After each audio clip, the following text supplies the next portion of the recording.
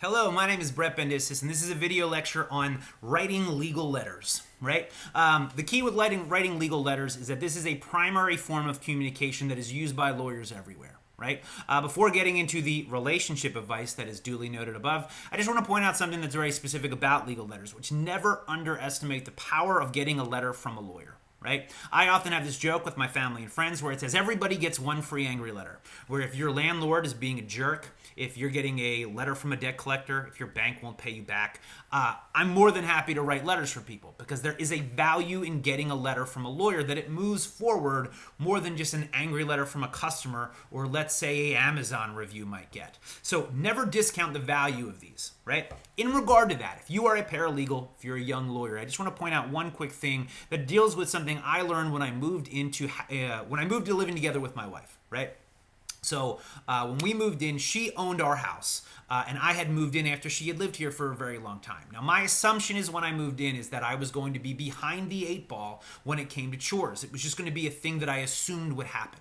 So as soon as I moved in, the one thing I did in particular first most was find the thing that she didn't like doing the most and then do it constantly. For her, it was just doing dishes, right? So when we first moved in and I wasn't doing the things that I was supposed to, at very least I got, well, you got to do more, but at least you're doing the dishes. The reason why I bring this story up is because letter writing is doing the dishes at most legal law offices. Okay, I went to a CLE, and this is anecdotal evidence, but they said one time that like 80% of all ethical complaints is my lawyer isn't calling me back or I don't know the status of my legal frame. Think about that. 80% are not, I'm stealing your money or I'm making the wrong decision. It's just, I want to hear from you. So I tend to think that if you're working for a law office, and I'm guessing that if you're reading about legal letter writing on YouTube, you're probably planning on jumping into the field. Never discount the fact that if you've got nothing to do, write some letters.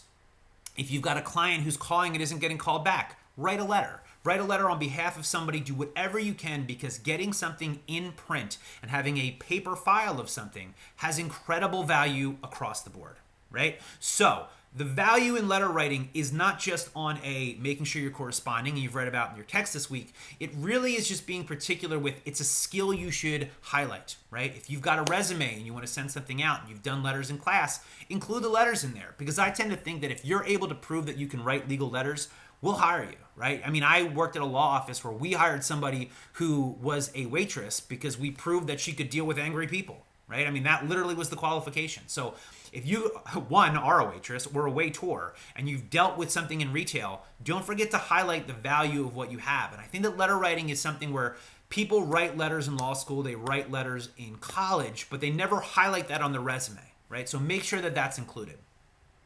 I just want to include a few little elements of how to write letters to make sure that you're doing them the right way and in the right form, right? The number one thing with writing a letter, and this is more for paralegals than lawyers, but never give legal advice, right? So if you're not a lawyer, you can't give legal advice. That might seem very easy. You might say, of course I won't give legal advice, but people will be begging you to give legal advice.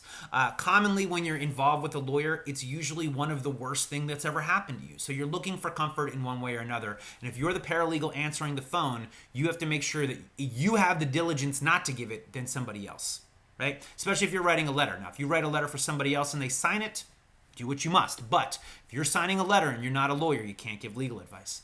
Using legally operative facts are conclusions, right? I mean, you're just saying exactly what's happening. You don't have to put any inferences.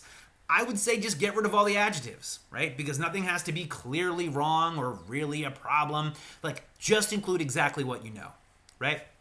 3, be informative. Make sure that you are not leaving anything up to doubt.